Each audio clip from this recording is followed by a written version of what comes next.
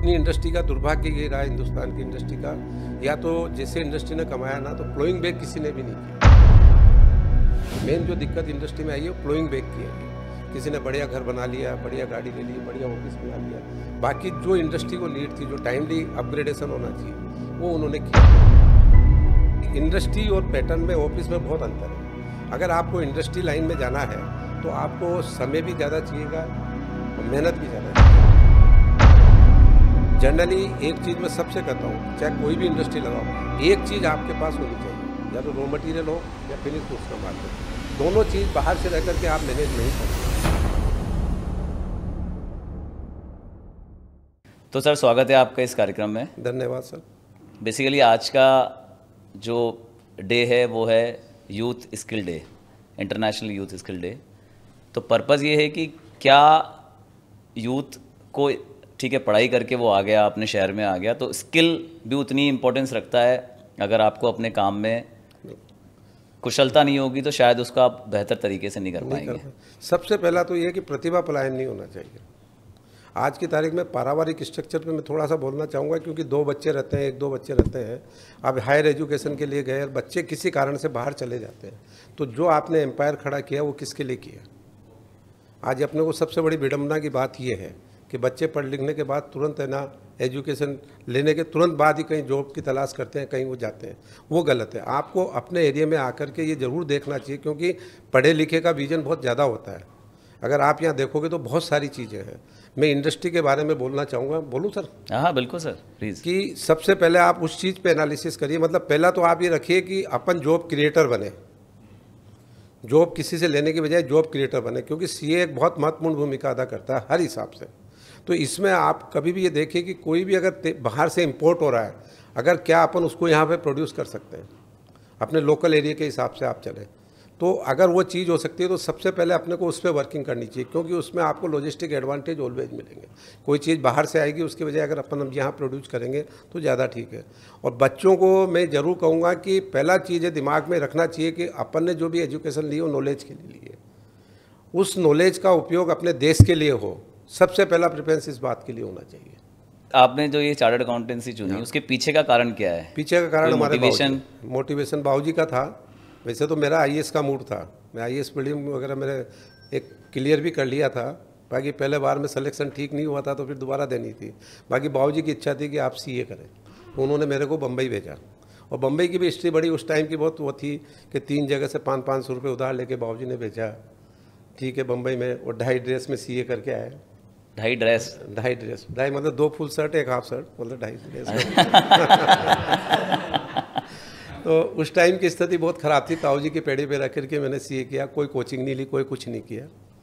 और बाबूजी की हमारी इच्छा थी कि भाई आप सीए करके आए। फिर उसके बाद मेरे को क्या है, जिस कंपनी में मैं काम करता था, सुंदरलाल एंड कंपनी थी, उसमें फिरोदिया जी अलग हुए थे।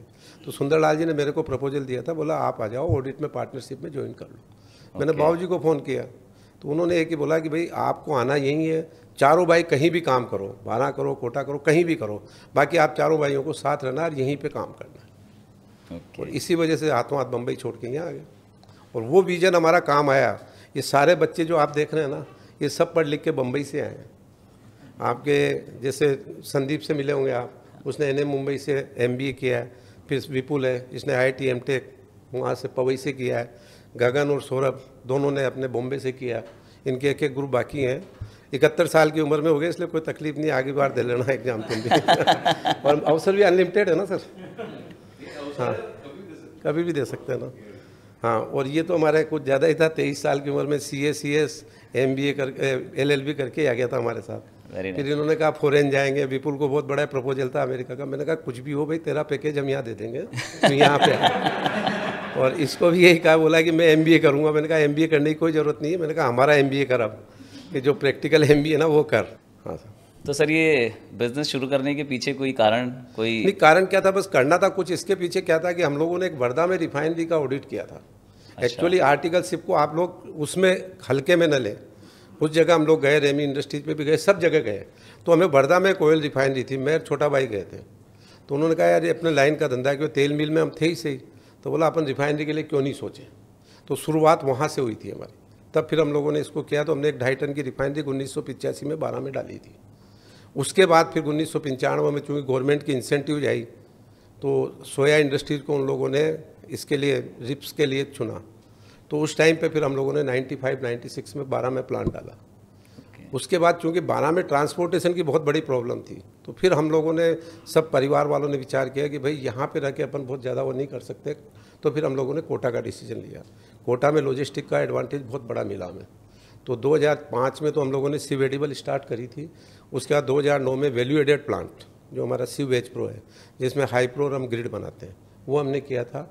उसके बाद 2011 में फिर ये थी कि इंडस्ट्री की स्थिति ऐसी थी और बाबूजी बड़े भाई साहब का भी ये ध्यान था कि भाई अपने को कुछ काम, और संदीप का मेन था विजन तो, कि अपने को जैसे सब लोग कहते हैं कि भाई गोपालन के लिए करना चाहिए, पशुपालन का करना चाहिए, ये करना चाहिए, तो बोला कोई कॉन्क्रीट कदम उठाया जाए। तो उस टाइम पे हमने देखा था कि यहाँ पे डेयरी में सिर्फ सरस ही था। तब फिर हम लोगों ने डेयरी का प्रोजेक्ट 2011-12 में किया। फिर ये IIT MTech करके आया, तो मैंने कहा भाई तेरे को भी कुछ प्लेटफार्म तो चाहिए। तो इसको फिर मैंने कहा भाई तू कोई नया करके बता। तो फिर इसने सोया प्रोटीन आइसोलेट पे पूरी वर्किंग करी।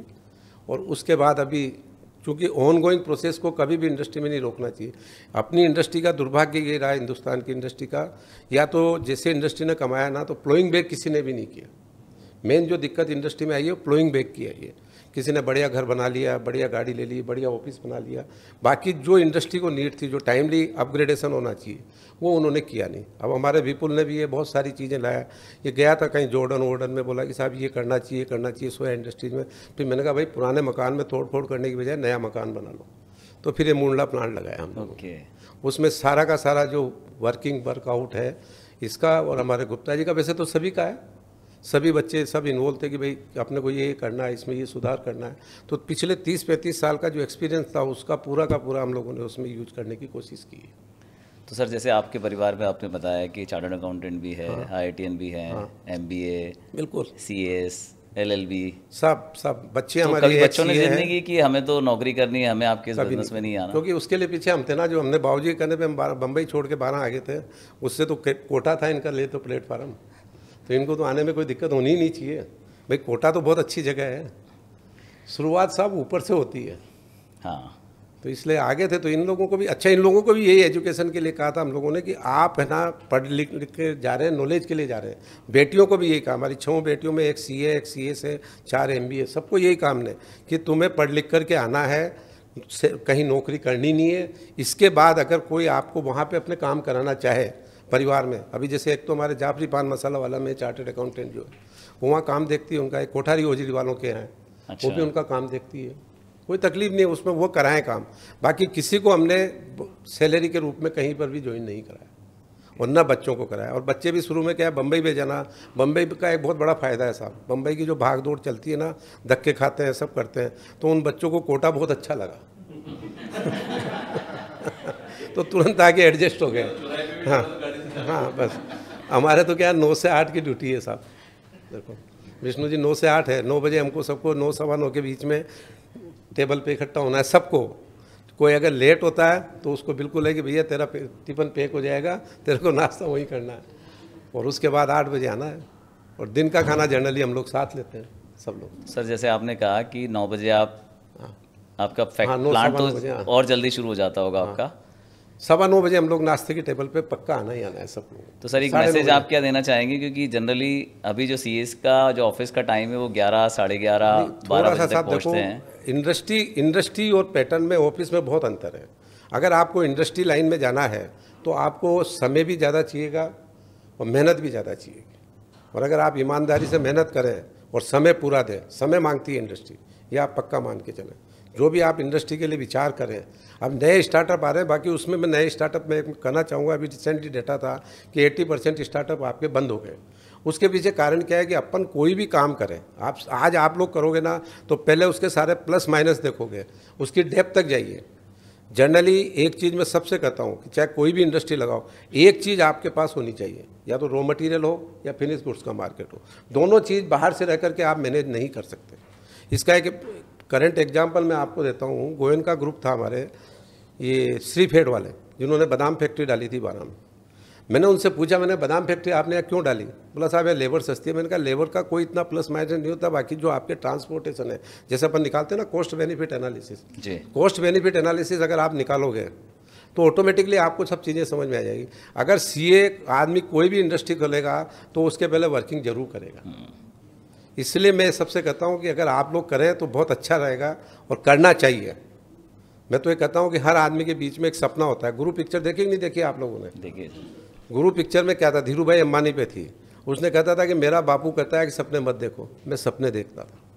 और उसी सपनों का कारण आज उन्होंने इतना बड़ा काम किया। नहीं तो दुबई से नौकरी छोड़ी उन्होंने, सारा पूरी धीरू भाई अंबानी का पूरा उसने ब्रीफिंग दिया है। धीरू भाई अंबानी के बारे में तो इतना तक भी कहा जाता है वो पायदुनी से ना थान लेकर के, अपने पायदुनी से लेकर के मतलब यहाँ चर्च गेट तक थान लेकर के भी चले जाते थे, इतना मेहनत करते थे वो। तो इंडस्ट्री में आने के पहले आप सबसे पहले चीज़ ये नोट करिए कि इंडस्ट्री समय भी मांगेगी, मेहनत भी मांगेगी, और फिर उसके बाद आप में एक जुनून होना चाहिए कि मेरे को ये करना है। आदमी को मन से मजबूत होना पड़ेगा, मन से मजबूत हो, क्योंकि अभी जो आप आ रहे हो ना नए प्रैक्टिकल लाइफ में जब भी आओगे तो आपको लगेगा कि आपकी ज़िंदगी बिल्कुल जलेबी की तरह उलझ गई। कई परिस्थितियां भी आएगी, कई ख़राब एडवर्स कंडीशन भी आएगी, कई तरह की तकलीफें आएंगी। बाकी उसमें आपका मन अगर आपका मजबूत है तो आप सब चीज़ें ओवरकम कर लोगे। मन कमज़ोर है तो वो आपको समस्या लगेगी, मन समान है तो वो आपको चुनौती का रूप लगेगी, और वही अगर आपका मन मजबूत है तो एक अवसर का रूप प्रदान करेगी। इसलिए मैं सबसे कहता हूँ कि आप पहले वर्किंग करिए और मन को मजबूत करिए। एक क्या होता है आजकल ये और हो गया साहब कि तुरंत आदमी है ना स्थिर मन से कोई काम नहीं करता है, उसको तुरंत दूसरे की थाली में गीत ज़्यादा नज़र आता है कि यार ये नहीं ये कर लेते तो ज़्यादा ठीक थे, ये नहीं ये कर लेते। अरे भाई हर चीज़ आप पहले उसके डेप्थ में तो जाइए, उसके बाद करिए। किसी को भी कोई तरह का अगर विचार हो पहले उसकी वर्किंग जरूर करें, क्योंकि आप सब सीए लोग हैं तो इसलिए आपकी वर्किंग तो होगी हर एंगल से। पूरा बनाइए, उसके बाद अपने हिसाब से करिए और ईमानदारी और मेहनत से कोई भी काम करोगे तो कभी भी आपको सक्सेस मिलेगी। क्योंकि सक्सेस का एक नियम होता है कि वो सीढ़ी की तरह ऊपर जाती है, लिफ्ट की तरह नहीं जाती है। लिफ्ट तो बंद भी हो सकती है, बाकी सीढ़ी है, सीढ़ी के साथ आपने सीढ़ी एक उतरती भी है, अप डाउन भी आएंगे। बाकी ज़िंदगी एक हमेशा सीढ़ी की तरह चलेगी, तो उसमें कहीं कोई तकलीफ नहीं है। आज आप हमारा भी देखोगे 1972 में हमारे पास एक मशीन हुआ करती थी, आटा चक्की से हमारी स्टार्टिंग। उसके बाद हमने एक एक्सपेलर लगाया, फिर उसके बाद 2 एक्सपेलर लगाए, फिर 85 में रिफाइनरी डाली, 85 के बाद 90, जो पुराना सफ़र बता रहा हूँ मैं आपको। उसके बाद हमने बड़ी ऑयल मिल डाली 89 में। उसके बाद फिर हम लोगों ने जो थी वो 95 में हमने सोयाबीन का प्लांट बारह में डाला। उसके बाद और अभी भी आज ये है कि ऑन गोइंग प्रोसेस को, टेक्निकली अपग्रेडेशन को हम नहीं रोकते। कहीं भी अगर लगता है कि चीज़ डिस्कार्डेड हो चुकी है या अपने टाइम रहते हैं उसको चेंज करना है तो करते हैं। पर्सनल फंड किसी का नहीं, सब फ्लोइंग बैक टू कंपनी, सीधी बात है। फाइनेंस पूरा मैनेज हो रहा है पूरा। तो चार्टर्ड अकाउंटेंट होने का आपको बेनिफिट मिला? बेनिफिट तो मिल रहा है सर, बिल्कुल। चार्टर्ड अकाउंटेंट है, सब पढ़े लिखे बच्चे हैं, सबका बेनिफिट है साहब। कारण क्या है कि इनके साथ सबके साथ डिस्कशन पूरे होते हैं। किसी का अगर पॉजिटिव होता है, भी जैसे हमारे संदीप ने बताया कि मिठाई का अच्छा मार्केट है, मैंने कहा बिल्कुल, इसने बताया। हाँ, परिवार में सहमति सब चीज़ की होगी। हम 4 भाइयों का परिवार है, ओके, है ना। 7 ये यूथ विंग है। एक भाई साहब नहीं रहे, संदीप के पापा नहीं रहे, जो मेरे से बड़े और विष्णु जी से छोटे। मेरे बड़े भाई साहब का नाम भी विष्णु जी है ना, तो वो नहीं रहे। बाकी अभी भी पूरा परिवार जॉइंट है। सिंगल टीवी सिंगल किचन का कंसेप्ट है। और 6 बहू में 5 बहू यहाँ रहती है, 1 12 रहते हैं। बड़े भाई साहब, मेरा छोटा भाई और मनीष, जो मनीष से बड़ा है, वो 12 प्लांट देखते हैं और हम लोग यहाँ देखते हैं सर। तो ये सब बच्चों की जब भी मीटिंग होती है, कोई भी नया प्रपोजल होता है, ऐसा नहीं कि स्टैंड बाई इसने सोच लिया वो हो जाएगा, ऐसा नहीं। वो पहले सब डिस्कस होगा। कहीं किसी से राय भी लेनी है तो अपन राय लेने में भी नहीं चूकते कि भाई ठीक है, किसी से मेरे को राय लेनी है तो मैं भी लूँगा और से भी लूँगा। पूरा एनालिसिस करके पूरी रिपोर्ट इनकी बन के आएगी। उसके बाद पूरे परिवार में डिस्कशन होगा, सबके प्लस माइनस होगी। उसके बाद अब जैसे इसने मिठाई का कहा, बिल्कुल हम लोगों ने फिर देखा, मैंने कहा काम करने लायक है, बिल्कुल करो। मैंने बच्चों को रोका नहीं कभी भी, किसी को भी। अभी जैसे इन लोगों ने भी फाइबर के एक्सपोर्ट के लिए भी इनका प्रयास चल रहा है, जैसे विपुल वगैरह का, इनका शुभम का। तो ये लोग मशीन कोई कहाँ से मंगा रहे हो भाई वो मशीन? जर्मनी से, हैं, स्पेन से। इनको बोल रखा है कि भाई आपको लगता है सब ठीक है, आपको इसमें कुछ भी सुधार करना तो आप करें। R&D पे पूरा बिल्कुल साहब, बहुत जरूरी है। इंडियन इंडस्ट्रीज के साथ यही तो तकलीफ रही कि टाइमली अपन ने अपने आप को अपग्रेडेड नहीं किया। तो ये सर युवाओं के लिए भी ये बात लागू होती है? बिल्कुल लागू होती है साहब, बिल्कुल। अपने आप को स्किल के साथ साथ जो आज AI टेक्नोलॉजी है या दूसरी चीज़ों पर शिफ्ट, AI टेक्नोलॉजी का उतना ही उपयोग किए जो आपके लिए उपयोगी है। जैसे अभी हुआ ना जो छापामारी हुई, ये सब AI टेक्नोलॉजी की वजह से ही हुई। हाँ, जो अपने काम आ सके उतना ही उपयोग करिए। बाकी अपने दिमाग की कैपेसिटी बहुत है साहब विष्णु जी। अपन लोग 15 से 20% से ज़्यादा उपयोग करते ही नहीं अपने दिमाग का। एआई से तो बहुत ऊपर है अपना दिमाग। जो प्लस माइनस है, इंसेंट जो सोचने की है, सारी चीज़ें हैं जो अपने पास है वो एआई के पास नहीं है। एआई पे तो जो आप फीड करोगे उसका रिप्लाई देगी वो जी। इनपुट तो हमें ही देना है उसका। हाँ, इनपुट तो अपने को देना है। अब आजकल क्या है कि सब रेडीमेड का ज़माना आ गया ना सब, तो फटाफट डाला भी है, में क्या देता है क्या नहीं देता, ऐसा नहीं। आप उस पर दिमाग लगाइए, वर्किंग करिए, किसी के कहने पे मत जाइए। अगर आप इंडस्ट्री लाइन में आना चाहते हो तो सबसे बढ़िया काम है आप इंडस्ट्री में, आज की तारीख में इंडस्ट्री के लिए बहुत अच्छा सिनोरियो, कोटा बहुत अच्छी जगह है। यहाँ पे एग्रीकल्चर में भी आप बहुत सारे काम कर सकते हो। बहुत सारे आप अगर सर्च करोगे तो बहुत सारा इंपोर्ट होता है जिसको अपन यहाँ मैन्युफैक्चर कर सकते हैं, करते नहीं है। आज अपने आप तो एक्चुअल में एंटरप्रेन्योरशिप की भावना अपने आप पे बहुत कम है। कोटा में मैं विशेष करके देखता हूँ, क्योंकि सबको क्या है कि इजी लाइफ, इजी मूवमेंट की कमाई लगती है। जैसे हॉस्टल खोल लिए, मंडी में आड़त की दुकान खोल ली, सब बढ़िया रिटर्न छूट रहा है, कोई तकलीफ नहीं है, या ब्याज की इनकम अच्छी मिल जाती है। जबकि ये नहीं होना चाहिए। होना ये चाहिए कि आप कुछ रिस्क बियरिंग कैपेसिटी लेकर के कुछ सोसाइटी के लिए करें। सर एक सवाल यह है कि अगर आप चार्टर्ड अकाउंटेंट नहीं होते तो फिर क्या होते? मैं आईएएस होता, पक्का था मेरा। हाँ, ये बात पक्की है। मेरा सेकंड चांस इस वजह से छूटा कि उस टाइम पे मैंने सीए को और इसकी दोनों की डेट एक साथ आ गई थी। ओके। तो मैंने सीए को प्रेफरेंस दी, तो उसके बाद फिर वो क्या 2 या 3 महीने का अंतर पड़ गया कि हम लोग नहीं दे सकते। और उसी टाइम पे उन्होंने आईएएस वालों ने वही एज कम कर दी थी, 26 साल कर दी थी, तो इसलिए नहीं कर पाए। सर मुंबई में एक कहावत है कि बस और लड़की आती जाती रहती है, इसका पीछा कभी नहीं करना चाहिए। तो आपके साथ कभी ऐसा इंसिडेंस हुआ कि आपको भी बस या लड़की के पीछे भागने के लिए किसी ने मना किया हो? नहीं, इंसिडेंट हुआ ही नहीं ना। कभी हुआ ही नहीं, क्योंकि गए थे जिस परिस्थिति में गए थे, खर्चा कर नहीं सकते थे। आपको मैंने बताया 3 जगह से 500-500 रुपया लेकर के बाबूजी ने भेजा, डाई ड्रेस में सीए किया। वो आदमी कहाँ लड़की के पीछे भागेगा। ये जरूर थे कि जहाँ पे बॉस हमें भेजते थे, अगर वहाँ पे टैक्सी का किराया जरूर हम लेते थे, बाकी जाते बस से थे या पैदल। ओके। वो जरूर हम स्टाइपेंड के साथ साथ जो भी हमारा बनता था कन्वेंस, अब सब पुरानी बातें हैं, वापस हो गए इसमें। तो वो जरूर करते थे कि भाई थोड़ा बिल कैसे भी बन जाए। और फिर उसके अलावा भी वहाँ पार्ट टाइम करके हमने तीनों 1500 रुपये मैंने, मेरे छोटे भाई ने वापस ला के बाबूजी को दिए। बोला ये तो आप पेमेंट करो, हम हमारा खर्चा खुद चलाएंगे। वहाँ पार्ट टाइम भी किया था हम लोग। तो सर आप क्या समर्थन करते हैं? न्यूक्लियर फैमिली, एक जो आप परिवार की बात आपने की कि एक टेबल पे बैठ के आप डिस्कस करते हैं, और आजकल जो परिवार है वो परिवार में 2 लोग रह गए या 3 लोग रह गए। 2 लोग भी तो सब वो नहीं करते ना डिस्कशन। बच्चा अलग जा रहा है, पिताजी अलग जा रहे हैं। तो आपके हिसाब से सबसे पहले आपको पारिवारिक इकाई को मजबूत करना चाहिए। ये फंडामेंटल्स आपके फंडामेंटल्स से साहब, क्योंकि बहुत बड़ी प्रॉब्लम्स भी देखो। इसके 2-3 उदाहरण मैं आपको बताता हूँ। 1995 में हमारा लोन डिक्लाइन हो गया, एसबीआई में लगाया था। उन्होंने, हमारे मान सिंह जी गहलोत थे, उन्होंने मैनेजर साहब ने कहा जी आपका लोन मैं पास करा दूंगा। हमारे शेखावाटी के सीकर साइड के थे। बोला जी आप तो उसकी चिंता ना करो जी, हम आपका सब काम करा देंगे। इसी भाषा में उन्होंने कहा ठीक है। बढ़ गए, पैसा पूरा लग गया। अब वो लोन हो गया रिजेक्ट। आगे बढ़े तो कैसे बढ़े भाई। परिवार में बैठे तो बड़े भाई साहब ने एक ही कहा, देखो कि अपन ने सट्टा नहीं खेला, जुआ नहीं खेला, और सामने प्रभु हैं, उनका हाथ पकड़ के, पैर पकड़ के अपन ने काम स्टार्ट किया। उस टाइम का मैं इंसिडेंट बताता हूँ साहब कि जब जैसे लोगों को मालूम पड़ा कि वाक्य में बहुत तकलीफ में है, तो कई लोगों ने हमें 1-1 साल के चेक बना करके दिए बड़े भाई साहब। बड़े भाई साहब की इतनी तकड़ी गुडविल थी हमारे। तो परिवार में कभी भी कोई प्रॉब्लम आती है, मतलब उस टाइम की स्थिति ये हो गई थी कि हमारा फंड मतलब थाउजेंड्स में रह गया था। फिर एक हमारे गुहा साहब आए, डीजीएम थे अपने एसबीआई के, एसबीबीजे के, जो पुरानी एसबीबीजे। तो बोले यार साहू जी आप स्टार्ट क्यों नहीं कर रहे, प्लांट रेडी टू स्टार्ट था। बोला कि साहब वरना तो वर्किंग कैपिटल है। बोला जी मेरी 2 करोड़ की पावर है, 2 करोड़ को आप कैसे लेना चाहते हो। मैंने कहा 2 करोड़ को हम लेना चाहते हैं 1 करोड़ वर्किंग कैपिटल में, 50 लाख रुपए जो हमने जिनके बाकी हैं हमारे प्लांट सप्लायर के उनको देने, और 50 लाख रुपए हमें रिफाइनरी के लिए चाहिए। बोला ठीक है, मेरी पावर 2 करोड़ की, 7 दिन के अंदर अंदर आपके पास मैसेज आ जाएगा। उस आदमी को मैं आज भी याद करता हूँ कि भाई उन्होंने तुरंत अपनी बात, 7वें दिन तो बैंक में फैक्स उतर गया था, और उसके बाद फिर चक्का चला, जो ईश्वर की कृपा से चलता रहा। सर इसलिए मैं एक बात कहूँगा, परिवार में रहने से एक बात और भी मैं कहूँगा कि परिवार रहने से क्या होता है, हर जिंदगी के हर मोड़ पे भाई को भाई की ज़रूरत महसूस होती है। आप पक्का मान के चलिए, अगर शेयरिंग होगी तो आप है ना मानसिक रूप से मजबूत होगे।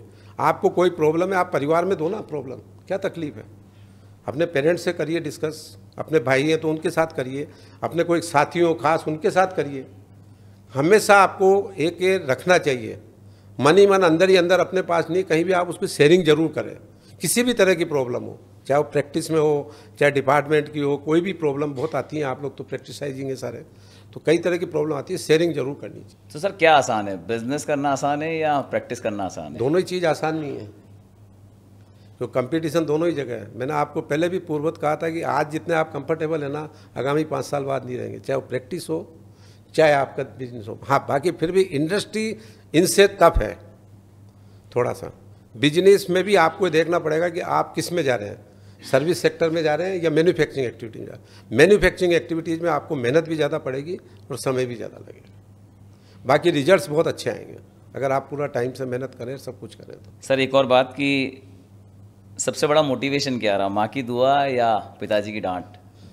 मोटिवेशन का तो ऐसा है कि कुछ बाबूजी की हमारी जो इच्छा थी कुछ नया करने की, मेन जो मोटिवेशन रहा, और वो उनका मोटिवेशन एक एजुकेशन के प्रति बहुत ज़्यादा था हमारे पापा जी। तभी आपके परिवार में जो बच्चे हैं वो सब बाबूजी हमारे highly educated 91 में चले गए थे।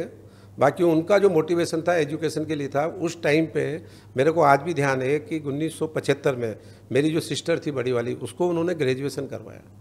उस टाइम हम जेडीवी में आते थे, मतलब उनको एग्ज़ाम दिलाने के लिए। उस टाइम पे इस तरह की फैसिलिटी नहीं थी। बाकी उनका बहुत तकड़ा ये विजन था कि सबको एजुकेशन दिलानी है मिनिमम, और वही मुहिम आगे चली और वही आगे और चलाना चाह रहे हैं। अब इनके इंचार्ज बदल गए, हम नहीं रहे, दूसरे हो गए, अब वो जाने, इनका काम जाने। बाकी हर बच्चों को ये बोल रखा है टारगेट हमेशा टफ रहेगा, किसी को शॉर्टकट नहीं। एजुकेशन में विशेष करके मैं सब लोगों से कहता हूँ, आप भी चूँकि आएगी नई जनरेशन, आजकल क्या हो गया 2x2 के कंसेप्ट में अपन बहुत जल्दी कंप्रोमाइज़ कर लेते हैं, जो नहीं करना चाहिए। बच्चों को आप हमेशा जंगली पौधों की तरह तैयार करें, न कि गमलों के पौधों की तरह। एक स्टोरी ज़रूर सुनाना चाहूँगा मैं आपको। किसान था, कभी किसान के कभी आंधी आ जाती थी, तूफान आ जाता था, अतिवृष्टि हो जाती थी, तो उसकी उपज बहुत कम होती थी। तो उसने भगवान से कहा, भगवान ने कहा भाई क्या तकलीफ़ है। भगवान से नाराज़ हुआ, भगवान में तो इतनी आपकी इबादत वो भी करता हूँ, प्रार्थना भी करता हूँ, सब करता हूँ। तो बोला अच्छा एक बार तेरे को 1 साल के लिए मैं तेरे को देता हूँ, तो जब चाहे जब पानी बरसा ले, जब चाहे जब धूप निकलवा ले, जब चाहे जब कर ले। ठीक है, दे दिया। सब कुछ हुआ, फसल बहुत बढ़िया हुई। बाकी मालूम पड़ा कि उसमें जो दाना पड़ना चाहिए तो दाना पड़ा ही नहीं। तब फिर भगवान ने उसको समझाया कि जो चीज़ें, जो डेवलपमेंट एक्चुअल होता है वो आपका एडवर्स परिस्थिति में होता है, विपरीत परिस्थितियों में। विपरीत परिस्थिति में आदमी हमेशा विपरीत परिस्थिति में ज़्यादा सीखेगा विष्णु जी, ये पक्का मान के चलिए। इसलिए हमेशा अपन आज बच्चों को क्या करते हैं, सब प्लेटफार्म ईजी कर देते हैं। मोबाइल भी दे दिया, गाड़ी भी दे दी, एसी भी कर दिया, सब कुछ कर दिया। कभी नहीं। अभी 3 बच्चे हमारे हैं, उनको हमने मसूरी भेजा है, नो मोबाइल, नो टीवी और नो एसी, नो कुछ। 2 संदीप के, 1 विपुल का, एजुकेशन के लिए। एजुकेशन के लिए, क्योंकि आप उनको टफ जिंदगी दो। अभी इसमें अपने क्या है कि अपने तो वो हो गया साहब, मेरा चंदा भी तू, सूरज भी तू, अखियों का तारा है तू। इस वजह से सारी प्रॉब्लम क्रिएट हो रही है। जो नेक्स्ट जनरेशन आ रही है ना, वो आप और हमारे जैसी नहीं आ रही है। विष्णु जी आप देख लेना इस बात का। जो आप सोच रहे हो ना कि ये बच्चे आगे बढ़ करके कोई ये इंजीनियर बनेगा या चार्टर्ड अकाउंटेंट बनेगा या डॉक्टर बनेगा, वो नहीं बनेगा। क्योंकि जिस तरह के अच्छा फिर शॉर्टकट, इतने कोर्सेज आगे, हर आदमी शॉर्टकट में जाने लग गया। MBA के इतने कॉलेज खुल गए जिसकी हद ही नहीं है, कहीं भी है। कहाँ कर रहा है बच्चा कि MBA कर रहा है। अरे भाई MBA किससे कर रहा है, किसके थ्रू गया, कोई नहीं। क्योंकि माँ बाप ने देख लिया यार यहाँ नहीं हो रहा तो यहाँ करा दो, वहाँ नहीं हो रहा तो वहाँ करा दो। ये नहीं होना चाहिए। मैं एजुकेशन पे सबसे पहले कहूँगा कि एजुकेशन में हमेशा बच्चे को टफ टारगेट दीजिए, क्योंकि आप लोग भी उस टारगेट से निकले हुए हो सब लोग। CA it is not easy. आप किसी भी डिग्री में, सब में श्योरिटी है। MBA में श्योरिटी है, इंजीनियरिंग में श्योरिटी है, MBBS में श्योरिटी है, सब में श्योरिटी है। बाकी इसमें कहीं भी श्योरिटी नहीं है आपकी कि आप चार्टर्ड अकाउंटेंट बनेंगे या नहीं बनेंगे। तो इसलिए इट इज़ टफ टारगेट। तो बच्चों को हमेशा आप है ना जंगली पौधों की तरह तैयार करिए, उनमें कुछ होनी चाहिए। मतलब अपन जनरली जरा सी सर्दी जुकाम होती है तो जिसमें तो डॉक्टर के लेके भग जाते हैं। अरे भाई क्या ज़रूरत आ रही है, उसको थोड़ा सा होने दो, टफ होने दो, टफ होने दो। बच्चों को खेलने की, अब आउटडोर गेम बंद होते जा रहे हैं। मैं प्रैक्टिकल प्रॉब्लम बोल रहा हूँ, आप इसमें ऐसा नहीं है। तो इसलिए थोड़ा सा अपन पेरेंट्स को भी हल्का सा मजबूत होना पड़ेगा। जनरली पेरेंट्स कंप्रोमाइज़ करते हैं, कह रहे नहीं ठीक है यार, बच्चा है, क्या तकलीफ है, क्यों तकलीफ पाए, अपन तो चल गए साइकिल से, बाकी नहीं इसको स्कूटी दिला दो। वो स्कूटी उसके लिए तकलीफदायक है जो उसको होना चाहिए। मैं आज भी आपको एक सुनाना चाहूँगा। मैं विपुल के इसमें गया था, IIT MTech में, वहाँ रुका था रात भर। मैंने इससे कहा, मैंने कहा तेरा कैंपस तो बहुत लंबा है, तू साइकिल ली है तेने, तू एक स्कूटी क्यों नहीं ले लेता? मैंने कहा तेरे को। बोला नहीं साहब, मेरे साइकिलिंग से 2 फायदे हैं, एक तो मेरी एक्सरसाइज भी हो जाती है और थोड़ा सा ठीक भी रहता है।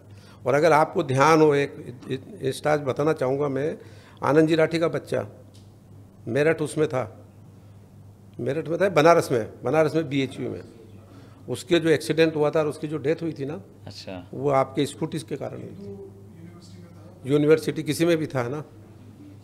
मेरे को उस दिन बहुत तकलीफ हुई क्योंकि मिलने वाले हैं, मतलब मैंने कहा बच्चों को क्या होता है कि वो उससे स्लिप होकर के उसका वो हुआ था, इसलिए बच्चों को टाइम के बाद ही दो आप।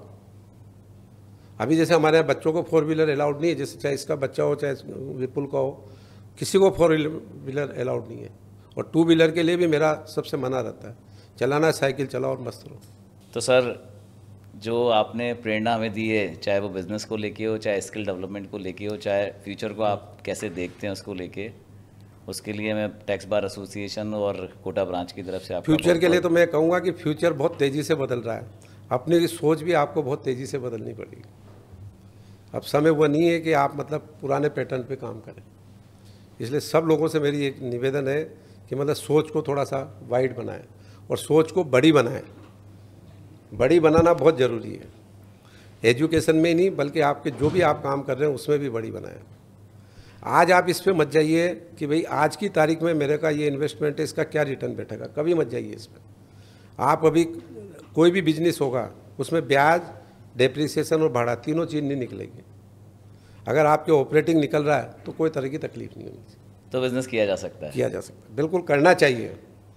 अपने को जॉब क्रिएटर बनना है। अपन CA एक बहुत बड़ी हिसाब उसको डील करता है और CA चाहे तो क्या नहीं हो सकता। लेकिन हम में से कुछ लोग कंसल्टेंसी में हैं, हाँ, तो क्या ये एक नया एवेन्यू हो सकता है कि आप अपने क्लाइंट को कैसे कंसल्ट करें कि क्योंकि क्लाइंट की ग्रोथ होगी, बिल्कुल आप तो करिए ना। ऑब्वियसली कि उसके कंसल्टेंट की भी ग्रोथ होगी।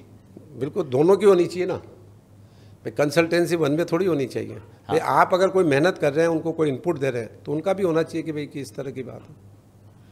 अभी जैसे हमारा तो ये आता रहता है ना कई बार, तो इससे मेरा बहुत इंटरेक्शन रहता है। मेरे को जब भी हमारे PB बैग फैक्ट्री लगाई है कंवर साहब ने, जब भी तकलीफ होती तो इसको बुलाता हूँ, भैया क्या चक्कर है बता, तो बताता है सारा सजेशन, तो बिल्कुल इनकॉर्पोरेट करते हैं। आप इनपुट ज़रूर दो जी, और टाइमली दो। और सबसे पहली चीज़ मैं आपको ये बोलूँगा कि सबसे पहले आप अगर कोई इंडस्ट्री लगाने का मानस है तो जो बाहर से जो इंपोर्ट हो रहा है उसका ज़रूर देखिए कि वो चीज़ अपने आप प्रोड्यूस हो सकती है क्या, उसमें कंपटीशन के चांसेस कम रहेंगे। अदरवाइज हर इंडस्ट्री में कंपटीशन के चांस है। इसलिए मैं थोड़ा सा इस पे कहता हूँ, एग्रो बेस पे तो अपने कोटा में बहुत वर्क हो सकता है, बहुत वर्क हो सकता है, क्योंकि सब चीज़ें प्रचुर मात्रा में अवेलेबल है। यहाँ एंटरप्रेन्योरशिप नहीं है, इसलिए कोटा को अगर बेस बना के आप काम करें तो कर सकते हैं। और अभी दिल्ली बॉम्बे हाईवे आ गया, इसके बाद बहुत ज़बरदस्त डेवलपमेंट आएगा यहाँ। So sir thank you so much, आपने जो आज हमारा मार्गदर्शन किया है